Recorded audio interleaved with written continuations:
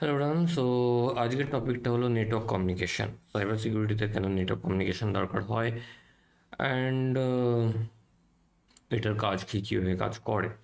তো ভিডিওটা একটু লেন্দি হবে, মানে 5-6 মিনিটের।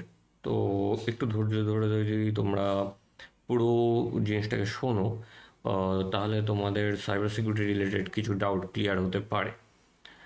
কারণ অনেকের কাছে যেটা মনে হয় যে জাস্ট কিছু অ্যাপ দিয়ে জাস্ট সাবমিট করে দিলেই বা কিছু বাটনের উপর ক্লিক করলেই হ্যাক হয়ে যায়।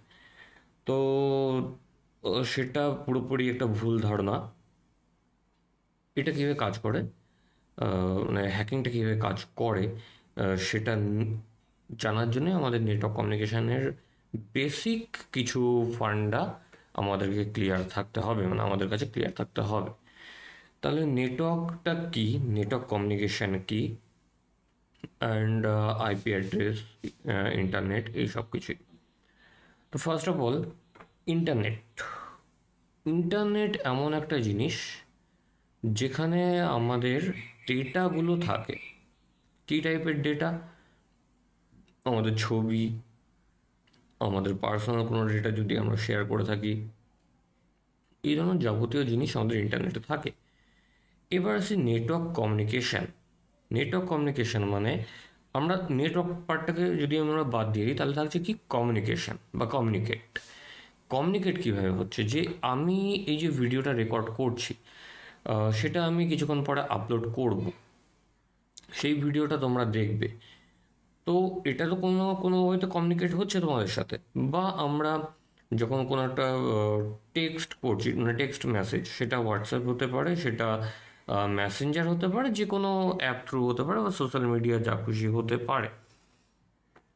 তো যখন এই মেসেজগুলো করছি, তখন কী হচ্ছে, কমিউনিকেট করছি।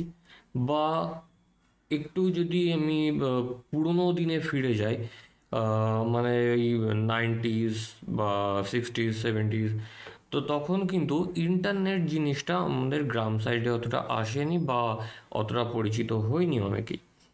তো তখন কি হতো, চিঠি দিয়ে আমরা কমিউনিকেট করতাম। সাপোজ কলকাতা থেকে দিল্লি কেউ কমিউনিকেট করবে, তো তখন তো সবার বাড়ি ফোন থাকতো না, তাহলে কমিউনিকেট কী করে হতো? চিঠি।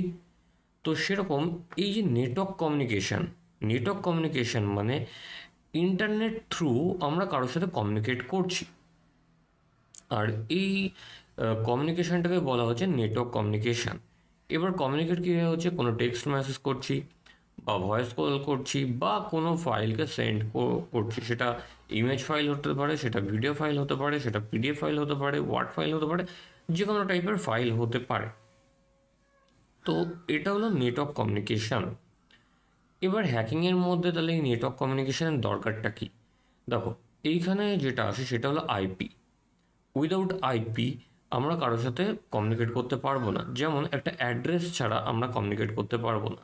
যদি আমি কাউকে একটা চিঠি পাঠাতে যাই, তাহলে তো প্রপার একটা অ্যাড্রেস দরকার, যে এই নামে এই অ্যাড্রেসে এই চিঠিটা যাবে। যদি অ্যাড্রেসটা আমি না জানি, তাহলে আমি কি চিঠিটা পাঠাতে পারবো না। তো সেরকম প্রত্যেকটা মেশিনের একটা আইপি অ্যাড্রেস থাকে, একটা ম্যাক অ্যাড্রেস থাকে, এরকম কিছু অ্যাড্রেস সেখানে অ্যাসাইন হয় যখনই ইন্টারনেট কানেকশানটা তারা স্ট্যাবলিশড করে, বা ব্রডব্যান্ড, অনেকে ব্রডব্যান্ড কানেকশান বলে থাকি। তো এই কানেকশানগুলো যখন আমরা মানে কানেকশানগুলো আমরা পিসির সাথে বিল্ড আপ করি, বা এই কানেকশানগুলো নিয়ে থাকি, তখন কী হয়, আমাদের মেশিনের মধ্যে একটা আইপি অ্যাড্রেস জেনারেট হয়। এই আইপি অ্যাড্রেসটা যখন জেনারেট হচ্ছে, তখন একটা কী হচ্ছে, একটা অ্যাড্রেস ক্রিয়েট হচ্ছে। এবার আমার মেশিনে যেটা আইপি অ্যাড্রেস হবে, সেটা কিন্তু তোমাদের মেশিনে সেম হবে না, তোমাদের আইপি অ্যাড্রেসটা আলাদা হবে। যেরকম সবার বাড়ির হয়তো আড়ংঘাটা বা কলকাতা, এবার এর মধ্যে থেকেও তো চেঞ্জ হচ্ছে। যখন আমরা কলকাতার সাইডে কী হয়, প্রত্যেকটা বাড়িতে কিন্তু একটা নাম্বার লেখা থাকে, যে এই বাড়ির নাম্বারটা এটা। আমাদের গ্রাম সাইডে দেখতে গেলে এরকম নাম্বার আছে, কিন্তু আমরা এখনও প্রচলিত হইনি, যেহেতু আমাদের এখন পঞ্চায়েতের মধ্যে রয়েছে। যখন পৌরসভা হবে, তখন দেখবে যে প্রত্যেকজনের বাড়িতে একটা নাম্বার লেখা থাকবে।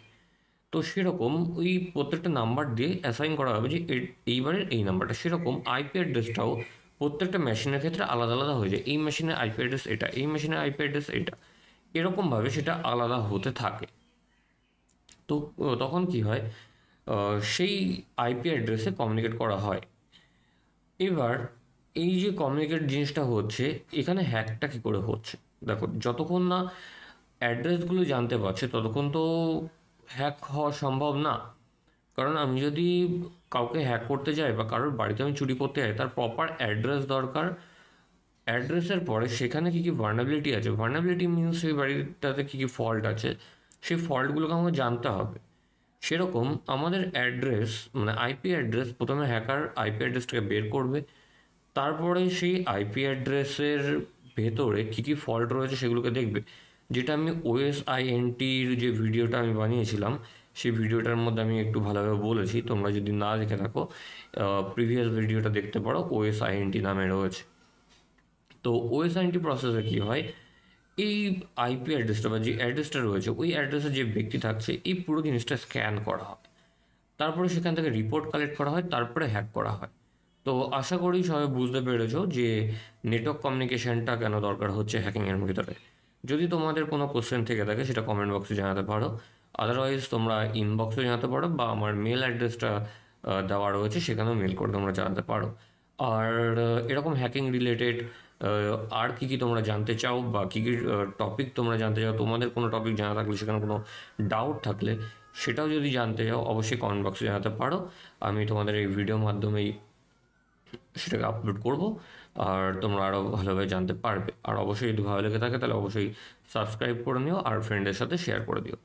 আর যদি কেউ কোর্স জয়েন করতে চাও, আমি কোর্সও করিয়ে থাকি উইথ সার্টিফিকেশান, সেক্ষেত্রেও তোমরা কন্ট্যাক্ট করতে পারো।